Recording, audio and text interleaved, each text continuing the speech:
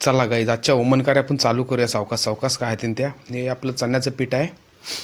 बारकं तपेलं घ्यायचं. तुम्हाला चण्याच्या पिठाचं काय बनवतं येतं तर थोड्याच वेळानं समजेल. तपेल्यान आपण फर्स्ट टाईम बनवता होते म्हणून ते दारासच घ्यायचं चण्याचं पीठ. टाकताना कालजाला लागणार नाही असं म्हणजे बेकार झाल्यावर. चण्याचं पीठ घेतलं, थोडंसंच घ्यायचं पहिलं. दाराचं घेतलं, त्यानं आता रवा टाकवायचा. एकनाथ शिंदेचा शिदा आलेला तो आपला गणपतींचा, तो टाकलाय रवा. तो रवा टाकला काय पाणी वाचवायचं दाराचं.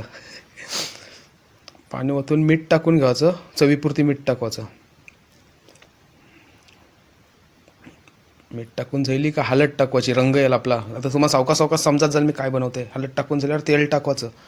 तेल टाकून तुम्ही लक्ष ठेवा कसा बनवताय ते. मी तेल टाकून झालं ढेकोरी तिथं इनो टाकायचं. इनो आपल्याला फोगवासाठी टाकवायचं आहे. इनो टाकून घाटून घ्यायचं. तोपर्यंत आपण ते कुकराचा सेटअप करून घेऊया. कुकराचा सेटअप म्हणजे हेटला दाराचं पाणी ठेवायचं, त्यानं उलटी लंगरी ठेवायची. कोली भाषेने याला लंगरी बोलतो मी. लंगरी ठेवायची उलटी. ते एक भांडं घ्यायचं. खाली भांड्याला आपण मस्तपैकी तेल बिल लावून रेडी करायचं. ते बनवलेलं आहे ते आटवलं ते यान टाकवायचं. म्हणजे हां ते दोनदा तीनदा असं खटखट खटखट आपटाचं म्हणजे ते सगळं प्रॉपर सेट होऊन जाईल. झालं ते आपण आता कुकरानं ते टाकवायचं. कुकर लावायचं. गॅस सावकाश ठेवायचा.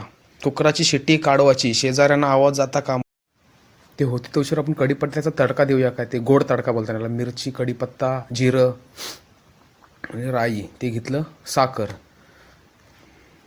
हे सगळं मिक्स करून आपली कढी तयार झाली.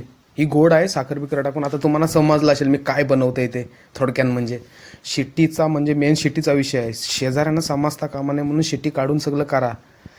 शिट्टी काढून झाली. आता देखूया आपण मी बनवते ढोकला. आता ढोकला झाला का खोकला समजेल. आय शपथ एक नंबर झाला आपला ढोकला. आता रेडी आहे एक नंबर. मला वाटलं खोकला होती काय ती. आता ढोकला रेडी आहे. त्यावर आपलं तो कढीपत्त्याचं ते बनवलेलं होतं ते कढी ती यावर टाकवायची मस्तपैकी आणि खाऊन दे का एक नंबर फुसफुशीत असा ढोकला रेडी आहे.